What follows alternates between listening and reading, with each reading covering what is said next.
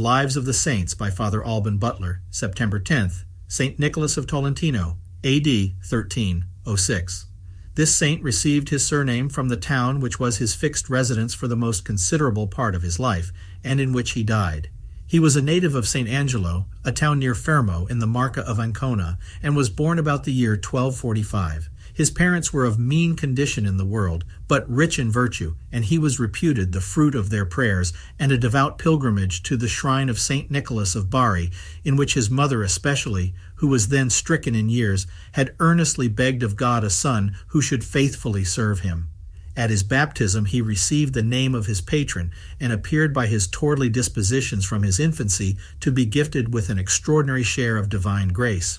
In his childhood he spent whole hours together at his prayers with wonderful application of his mind to God, and he heard the divine word with the utmost eagerness, and with a modesty which charmed all who saw him. He had a tender love for the poor, and used to conduct home those that he met, in order to divide with them whatever he had for his own subsistence. From his infancy he made it a cardinal maxim to renounce all superfluities, practiced great mortifications, and from his tender age contracted a habit of fasting 3 days a week, namely on Wednesdays, Fridays, and Saturdays, to which, when he was grown up, he added Mondays, allowing himself on these days only one refection, and that of bread and water. From his very infancy he seemed exempt from the weaknesses and passions to which children are generally liable. His greatest pleasure was in reading good books in his devotions and in pious conversation, and his heart was always in the church. His parents neglected nothing that was in their power to improve his genius and happy dispositions. In his studies, as his parts were quick, his apprehensions lively, and his memory and judgment strong, so his progress was rapid. He was yet a young student when, for his extraordinary merit, he was preferred to a canonry in our Saviour's Church. This situation was extremely agreeable to his inclination, as by it he was always employed in the divine service.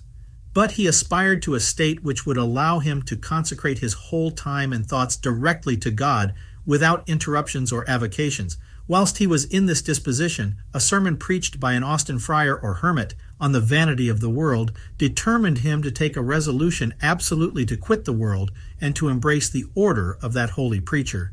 This he executed without loss of time, entering himself a religious man in the convent of that order of Tolentino, a small town in the ecclesiastical state. He went through his novitiate under the direction of the preacher himself, and made his profession before he had completed the 18th year of his age. His humility made him look on all his brethren as so many superiors, and he studied in all things as much as possible to do the will of everyone, that he might the more perfectly learn to deny his own, and the love of humiliations gave him particular affection for the meanest and most mortifying employments in the house, and he embraced whatever was most painful and abject with the greatest pleasure. Such was the unalterable sweetness of his temper and the equality of his mind, that he never betrayed the least impatience or irregularity of humor, a mark of the constant tranquility of his soul and the perfect victory which he had gained over himself. His extraordinary fasts and austerities showed that he looked on his body as a constant enemy to his soul. The disciplines and iron girdles with which he afflicted it are shown to this day in his convent. His ordinary food was only coarse bread with pulse or herbs. His bed was the bare floor, with a stone for his pillow.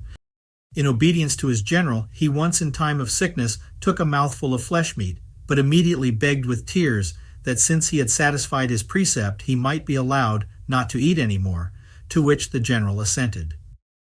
He was sent successively to several convents of his order at Recanati, Macerata, and others. In that of Singole, he was ordained priest by the Bishop of Osimo, from which time, if he seemed an angel in his other actions, he appeared like a seraph at the altar. So wonderfully did the divine fire which burned in his breast manifest itself in his countenance, and sweet tears flowed in streams from his eyes. Devout persons strove every day to assist at his Mass as at a sacrifice offered by the hands of a saint. In the secret communications which passed between his pure soul and God in contemplation, especially after he had been employed at the altar or in the confessional, he seemed already to enjoy a kind of anticipation of the delights of heaven. The last 30 years of his life he resided at Tolentino, and his zeal for the salvation of souls produced there wonderful fruit. He preached almost every day, and his sermons were always signalized by remarkable conversions. His exhortations, whether in the confessional or in giving catechism, were always such as reached to the heart and left lasting salutary impressions on those that heard him. What time could be spared from those charitable functions he spent in prayer and contemplation. He was favored with visions and wrought several miraculous cures.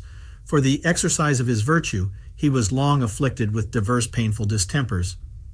His holy death happened on the 10th of September in 1306, and he was canonized by Eugenius IV in 1446. His body was buried in the church of his convent at Tolentino, in a chapel in which he used to say Mass, and his tomb there is held in veneration. The saints, how much soever they had subdued their passions and strengthened themselves in habits of all virtues, always watched with extraordinary vigilance over all their words and actions and every motion of their hearts, knowing this life to be a state of perpetual warfare and danger. To prevent all attacks from the enemy, it is the duty of a Christian to be always provided, and in time of peace to expect his return. This disposition will contribute to keep him at a distance, and a neglect of it will certainly invite him to take advantage of our supine sloth, and by subtle stratagems or by open force, easily to overthrow us at unawares. By frequent self-examination, the practice of self-denial, the dispositions of humble fear and compunction, and by watchfulness against all occasions of danger, we must continually be armed and ready to repulse him. If we leave the avenues of our soul open or unguarded and trust him within our gates, he enters smoothly, but, like a cancer, brings death.